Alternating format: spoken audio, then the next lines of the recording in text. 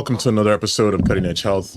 If we haven't met, I'm Dr. Orlando Landrum. I'm a physician that helps patients understand how to be able to punch pain in the face, whether it's physical or whether it's mental, and how to get back to leading the life they deserve. What we want you to be able to understand is how to be able to heal brain and body and really be able to do the things that you want to be able to do. Today, we're talking about how Mental Awareness Month explains why mental health is not BS. And I think saying that seems simple, but for a lot of people, there's stigma that's associated with mental health and how it's viewed and how it's received. And this month is a month that really many people don't necessarily know that much about. But May is Mental Health Awareness Month. It's been present for quite some time. So let's dig into what does that mean and how can that be helpful for people that we care about. So Mental Health Awareness Month, as mentioned before, was first recognized in 1949. And what was found is that, it can be helpful to be able to reaffirm that we need to look at well-being and how to be able to raise awareness for those people who have need. Truth be told, it really didn't seem to come into full fruition until around 2013, which we're going to talk about in just a second or so. But 18% of Americans, almost 1 in 5, have some form of depression, schizophrenia, or bipolar disorder. And the issue is many of those patients are left untreated. And there's a feeling of a stigma or negative attitude. So for instance, one paper that I kind of looked at, or an article looked at, when some people ask you, how are you feeling? Many patients and people who have mental health issues feel like they're not really asking them how they're feeling. They're asking them, are you over it yet? Which is a completely different feeling. And it's aggravating, it's annoying, it's not affirming, and it's not feeling valued, right? So when we talk about mental health, one of the things that we're going to do is to figure out how can we be able to be a solution and not a problem, right? So as mentioned, 18.1% or nearly almost 1 in 5 people have some form of mental health issues. And what we want to be able to do is to find ways to be able to kind of improve that. So there was a presidential proclamation by Barack Obama in 2013 that declared this as a mental health awareness month, as a matter of fact. And so one of the things that we think about is who can be able to benefit from this. 48 million people in the US have some form of an anxiety disorder. 21 people have major depressive disorder. 9 million have PTSD. 7 million have bipolar. 3.5 million borderline personality. 3 million obsessive compulsive disorder, and 1.5 has schizophrenia.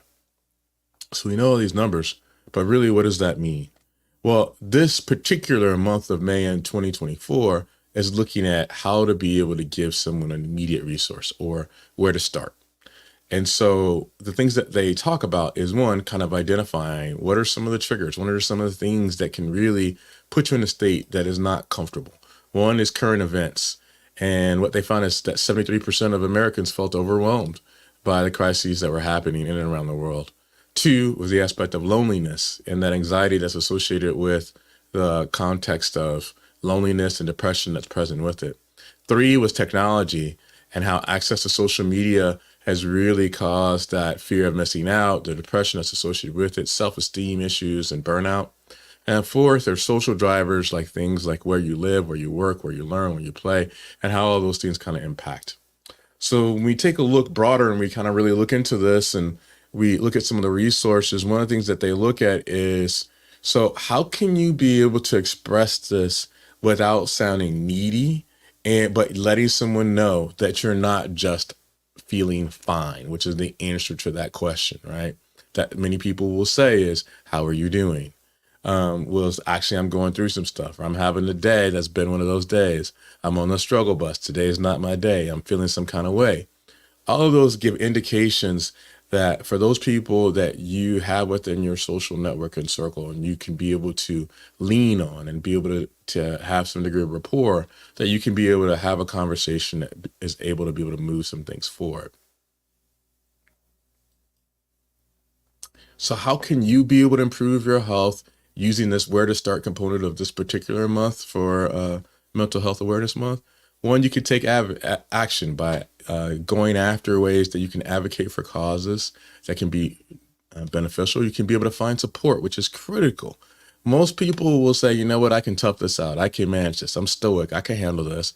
But being able to turn to friends, family, community can be incredibly useful. And third would probably be setting boundaries, which I feel like a number of patients don't do, particularly those people who are in that caregiver state where they provide help for a number of different people. They frequently feel like they have to be able to do it all. So when you can be able to define boundaries and really be able to establish not just relationship boundaries, but even technology boundaries that don't put you in a position where you feel impugned upon, being really kind of just pestered and annoyed consistently, you can find a way to be able to get some breathing room. And then finally is being able to develop skills and figuring out coping skills that help you have a healthy ability to be able to manage your feelings. For many people, they have that negative voice that's present inside them that talks to them repetitively about what they need to do and what their value happens to be. And you need skills in order to be able to kind of mitigate that voice, to be able to decrease it, to be able to give you that context of the value that you present to the world and who you are. And to be able to find that, you got to sometimes reach for those skills because they may not always inherently be part of what we do. So one of the things that this mentions is mental health tips for the week.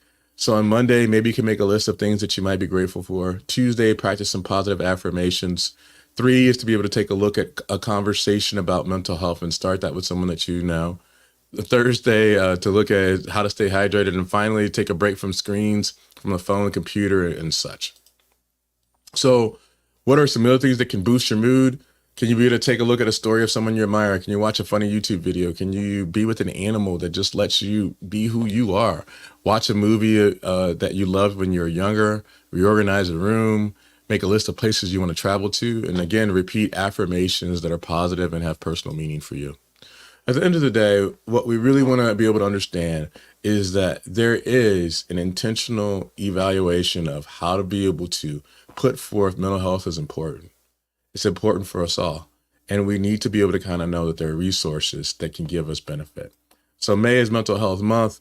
It is ways for us to be able to understand that mental health is not a bunch of BS. It really has legitimacy. It has impacts not only on how we function from a mental standpoint, but also how we function physically, as we've talked about in a number of different videos. For those of you who are looking to be able to lean into this further, you can easily be able to find things about Mental Health Awareness Month in a number of different contexts. But looking at that element of how to be able to look at your resources that gives you ideas about where to be able to start is one of those things that can be incredibly useful for you or someone you care about. If you like this video, please give us a like. If you think this might be helpful for someone that may need kind of an initial spurring for how they can be able to improve their own mental health, maybe send them a link so they can be able to really have an idea about, hey, this is something that might be useful. If you'd like to know about other videos that really give insight like this, please subscribe, hit the subscribe button, and we look forward to being able to help you understand how to be able to punch pain in the face, whether it's physical or mental, and get back to leading the life you deserve. Thank you so much and have a great day.